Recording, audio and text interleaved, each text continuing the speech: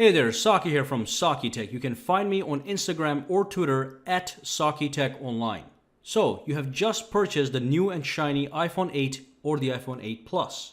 And in this video, I'm going to equip you with 10 amazing tips and tricks so you can enhance the ownership of your iPhone at once. So let's dive right in and start discovering. Alright, so the first thing I want you guys to do is to go to the settings and then go scroll down to General, tap it, and then go to the Home button. When you tap this, this pertains to this Home button. So basically what you can do here is you can set the intensity of the feedback you receive when you tap on the Home button. Now remember, this is not an actual button. It gives you taptic feedback, so you can actually modify the intensity of that feedback if you so desire. So what you want to do is you want to press 1, for example, and then press the button. Then press 2, and then press the button. Now every time you choose one of these options, it's going to increase the intensity, and all you have to do is pick the one that fits you best. Now because this is something you will be using all the time, it only makes sense to set this thing up right from the get-go. And the next thing you want to do is you want to actually go ahead and customize the control center. Again, something you're going to be using all the time. Now if you pull from the bottom to the top, it brings up your control center, and you may or you may not know this, but by using 3D touch gestures, you can actually expand some of these buttons here, such as the music player, the brightness slider. I can actually pull this down if I wanted to, or pull it up, and I can even access night shift and the true tone display from here, which I'm going to talk about in a little bit. And I can do all these nice things over here, such as modifying the volume on the phone. But this is not everything on the control center. What you could do is if you go into the settings, if you go back into the main settings, just scroll down to where it says Control Center, tap on it, and go into the Customize Controls. When you tap this, you'll see that on the top you have the ones that are already included in your control center. And at the bottom, you have a whole bunch of options you can actually add onto your control center, such as the alarm, such as the magnifier, notes, stopwatch, and then if you go back into the control center, you'll see that it's going to have more icons here that you can access. And again, you can tap and hold on these icons. And for example, this is a flashlight. I can go maximum brightness, I can go medium brightness, or I can turn the flashlight off if I so desire. Just be aware of these cool tricks and customization. Now while we're talking about the actual control center, I want to show you one more thing that you want to set up, especially if you're a driver. So basically, if I go back to the settings, back in the customization menu for the control center, at the bottom here, you're going to see something that says do not disturb while driving mode. So just add this to your control center and then go back out. And let's say that you're driving your car. What you want to do is you want to pull this up and simply tap on that car symbol, and that's going to enable the do not disturb while driving mode. Meaning, as you're driving, you will not be receiving any notifications, which is simply going to enhance your safety. So again, make sure that you're aware of this, this mode, and if you're not, make sure you add it to the control center just in case you want to actually use it. Alright, so the next feature has to do with text messages. So basically we text message all the time, and as you can see I already have 2 text messages down here. Now if I pull down the notifications panel, you'll see that I have notifications showing me who the message was from, and it's also showing me the content of that message. So far so good, because I am in my phone, I have it unlocked, so I should have full access to everything. But here's the problem. By default, even if you turn off your phone and lock it, and if you turn on the screen, you can pull up to access these notifications, and you get to see all the details. Right now, as you can see, my phone is actually locked. It's asking me to put a PIN number or put my fingerprint. So let me put my fingerprint, and let me show you how to fix this problem so when your phone is actually locked, nobody can actually see the content of the text messages and even see that you have any text messages. This is potentially private information. So let's go to the settings over here and go to notifications, scroll down to messages, tap it, and over here under alerts it says show on lock screen. Simply disable that feature. Now if I pull down the panel over here, it's still going to be here because the phone is unlocked. But if I go out and if I turn the phone on and try to stalk your messages, I'm not going to see the text messages. I still see the missed calls, And the same way I just disabled the text messages, you can also disable the phone call. So I can go back here to notifications and go to the phone and do the same thing. And obviously I can do it for any app that I install. It could be for WhatsApp, it could be for Skype, it could be for Messenger, it could be for any app that you desire. Just make sure you're aware of these things for security purposes.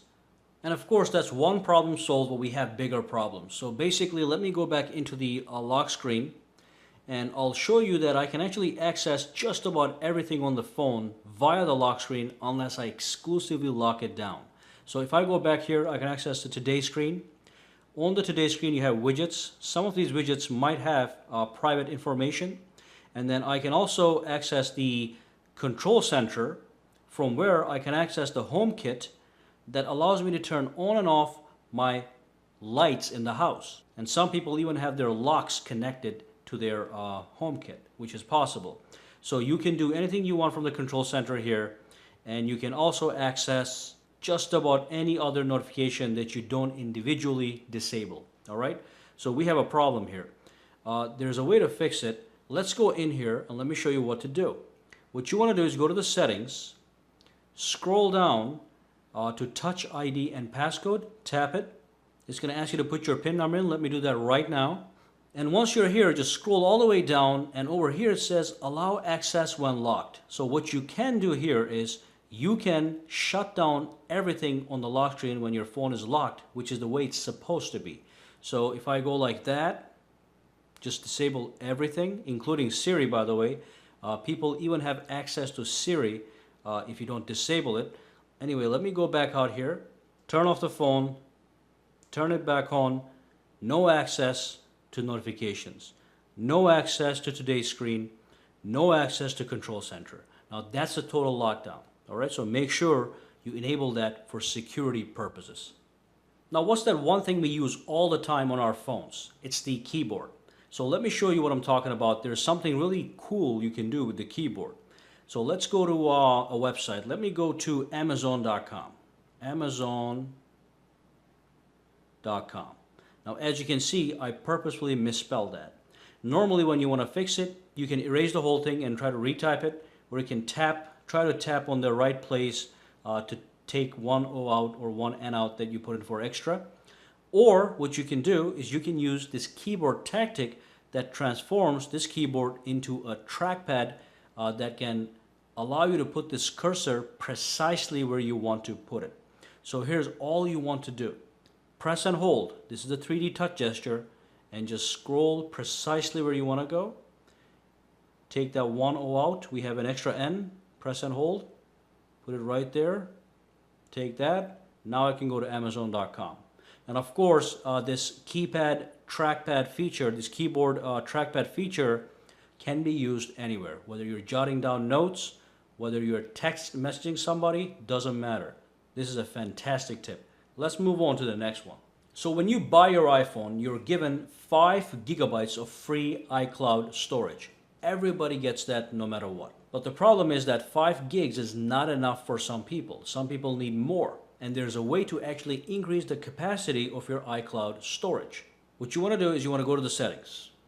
Go all the way to the top, tap on your account, and then from here, go to iCloud, and from there, go to Manage Storage. Tap it, and it's going to bring up the screen that's going to allow you to manage your storage and even change the storage plan. Now, as you can see right now, it's at 5 gigs, which is the free one that you get.